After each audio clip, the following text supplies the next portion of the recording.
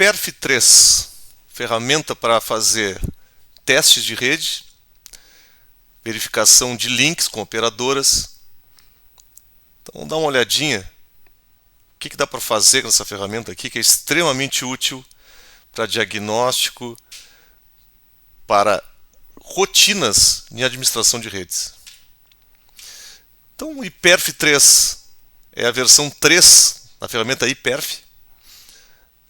É uma ferramenta de código aberto, faz testes de desempenho de redes, usado principalmente para medir largura de banda e a qualidade da conexão da rede.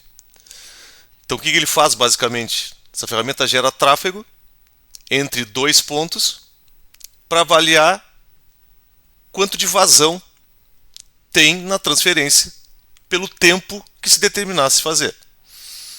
Suporta testes tanto em TCP quanto DP, oferece opções avançadas para ajustar configurações do teste, que é interessante.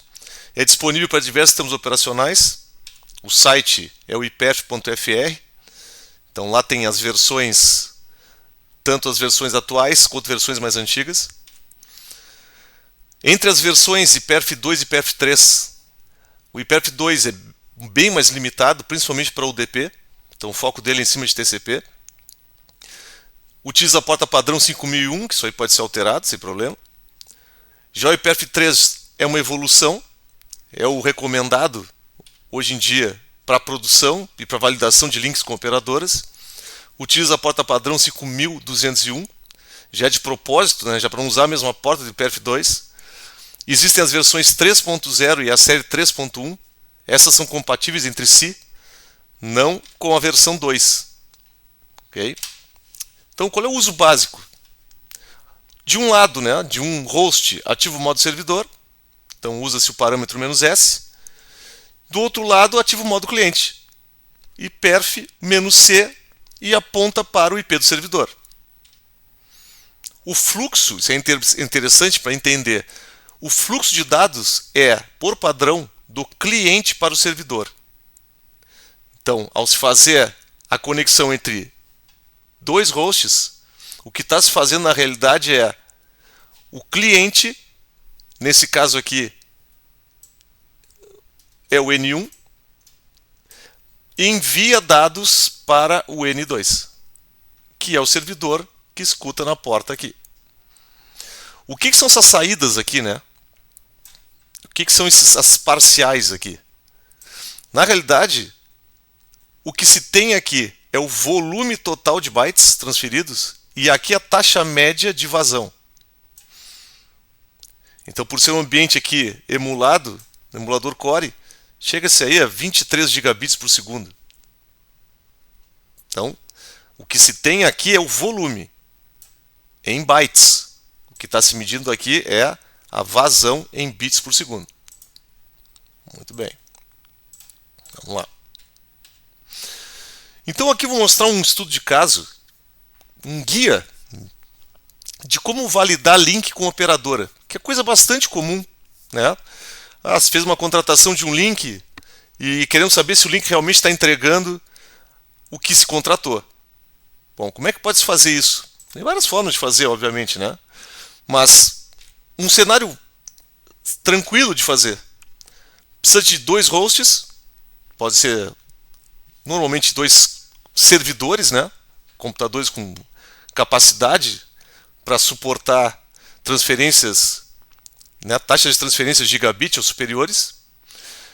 Se conecta esses caras na porta de entrega da operadora para evitar qualquer outra interferência entre esses dois hosts. Em caso, né, de interfaces que estão limitadas em gigabit, pode-se usar múltiplas conexões, né, múltiplos hosts.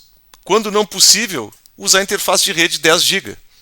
Para links superiores aí a gigabit, né, hoje bastante comum aí, tem acontecido de ter contratações de links até muito maiores que isso, né?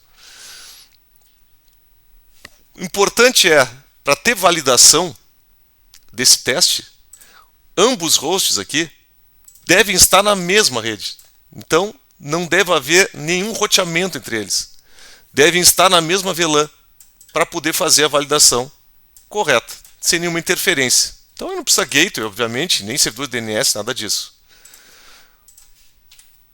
Então aqui um exemplo de uma interface 10 GB.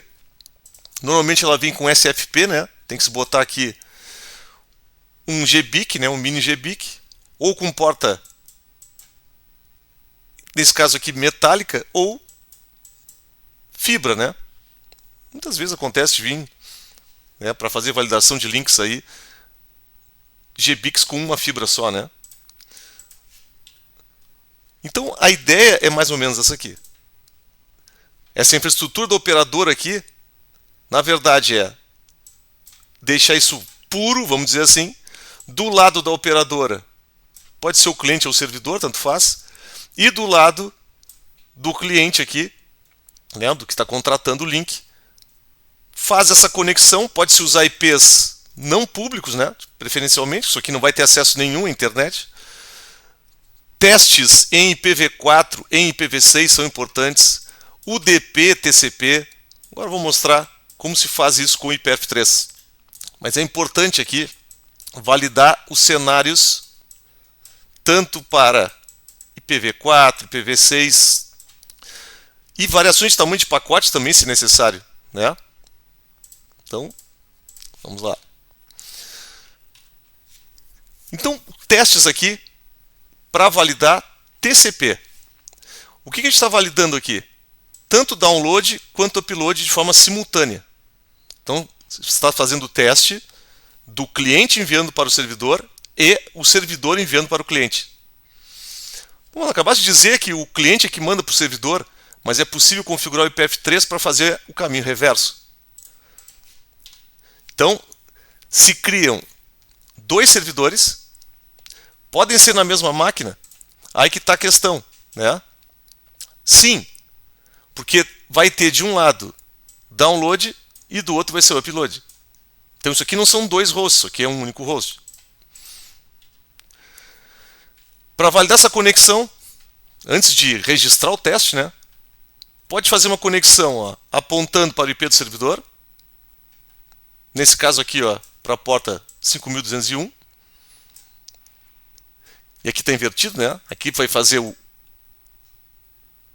download, tá certo? Aqui é o download e aqui é o upload. 5201 é esse cara aqui. O que eu estou fazendo? Ó? Essa primeira conexão nessa porta está enviando dados do cliente para o servidor. Então, estou testando o upload do lado do cliente e, consequentemente, o download do lado do servidor. O que mais tem os parâmetros aqui? Aqui é a largura de banda. Então, eu estou limitando em 1 GB. Ah, mas eu posso fazer um teste para ver quanto é que dá no máximo? Bom, aí não precisa se usar esse parâmetro. Aqui é o tempo. São 10 segundos. Aqui são o I, vai mostrar relatórios a cada 1 segundo. Então, cada 1 segundo vai dar uma parcial. E aqui é a porta sendo usada. A outra conexão, a gente vai usar esse parâmetro aqui, ó. Vamos usar na outra conexão do servidor, só que a gente vai usar o reverso. O que faz o reverso? O reverso o cliente conecta no servidor, mas o fluxo da conexão de dados vai ser do servidor para o cliente. Então o que a gente valida aqui? O upload do lado do servidor e do lado do cliente consegue-se medir o download. Então esse "-r" maiúsculo é que faz isso. Então, esse é o caso do "-r". Lembrando que o padrão, né, o padrão é sempre o cliente enviando dados para o servidor, caso não se use o "r". Vamos lá. Então, aqui temos um cenário onde o cliente aqui está enviando o fluxo para o servidor, na porta 5201, aqui, chegando aí a 987 megabits por segundo. E essa outra conexão, lembrando, ambos estão no mesmo host, né? N1 aqui, porque um fluxo vai em direção ao servidor e o outro vem, né? Então, a comunicação é bidirecional. Então, nós temos duas conexões independentes aqui em relação a dados. Esse aqui vai fazer o papel inverso. Então, nesse caso aqui, o servidor está enviando dados para cá. Nesse caso aqui, o cliente está enviando dados para cá. Então, a gente tem aqui o upload e aqui a gente tem o download acontecendo. Beleza. Mais algumas coisas aqui relacionadas a UDP. Interessante que o servidor não precisa se alterar nenhum parâmetro aqui. O IPERF3, diferente do IPERF2, tinha que botar aqui o parâmetro "-u". Não é mais necessário nada disso. Então ele já detecta que é UDP e permite a conexão com o UDP. Então ele abre essas portas já em UDP.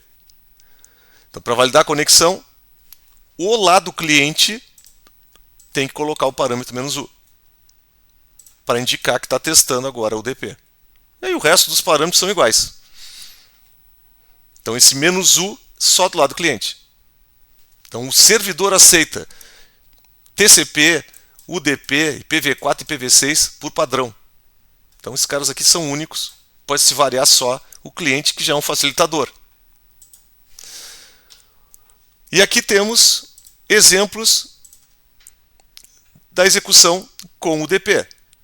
Então temos aqui alguns resultados diferentes. A gente pode verificar jitter, que é a variação do atraso, as perdas que podem acontecer. Então aqui aconteceu perdas, mas entregou 1 GB. Então tem que avaliar isso também. Certo? Se teve variação de atraso, se tem algum problema relacionado a isso. Muito bem. O que mais? Em IPv6, o que muda? Basicamente, servidor, nada. E do lado cliente, usar o parâmetro "-6". E o IPv6 do servidor, obviamente, né? Então está se apontando para o IPv6 do servidor. Lembrando, se está fazendo um teste ponto a ponto, pode colocar um IPv6 interno, né? Que não tenha acesso público, sem problema também. Então esse parâmetro "-6" ativa o modo IPv6. Aí uma dica em relação a alguns casos onde com apenas uma thread, então apenas uma thread do lado cliente, não se atinge a largura de banda necessária. Então é possível usar um número maior. O que é isso aqui, na verdade? Está se simulando um número maior como se fossem fluxos concorrentes. Então, em vez de ter um único fluxo tentando 1 gigabit, eu posso ter 5 fluxos de 200 MB, que é algo mais real, né? É mais próximo da realidade. Raramente tu vai ter um único fluxo consumindo o teu link inteiro. Então tu consegue simular isso aqui fazendo uso desse parâmetro "-p". O único cuidado aqui é o seguinte, né? A largura de banda agora, se a gente está medindo aqui, por exemplo, um link de 1 gigabit, se for colocado aqui 5 threads de 1 gigabit, a gente não está medindo 1 gigabit, a gente estaria medindo 5 gigabits. Não é o caso aqui. Então a gente fraciona a banda. Então é tipo, multiplica esse por esse, para chegar. Isso aqui, devido ao comportamento do protocolo TCP, principalmente, tu consegue atingir uma banda maior do que um único fluxo gigabit. Também é possível fazer parametrizações no tamanho de janela, nas configurações do TCP. Mas é mais chato de trabalhar com isso. O uso de threads aqui normalmente tem resultados melhores. Então, o que vai se ver? Vai se ver algo desse tipo aqui. Vão se ter múltiplos fluxos da velocidade definida aqui para atingir a largura de banda desejada. Muito bem. Então, aqui tem os exemplos, ó, de como coletar essas informações. Ok, quero validar o teste. Como é que eu salvo isso? No IPERF2 existiam relatórios que poderiam ser formatados de saída. Aqui no caso do IPF3, direciona para um arquivo e ele vai botar o que está jogando na tela para esse arquivo. Tanto vale para UDP quanto para TCP, não vai fazer diferença nenhuma. Vai ter algo desse tipo assim. Então é isso aqui que vai ser normalmente usado, esse tipo de saída aqui, junto à operadora, junto ao cliente, que o enlace atingiu a largura de banda contratada. É algo desse tipo aqui. Certo? Então, cuidado com as questões de retransmissão, se chegou próximo realmente da vazão estabelecida e por aí vai.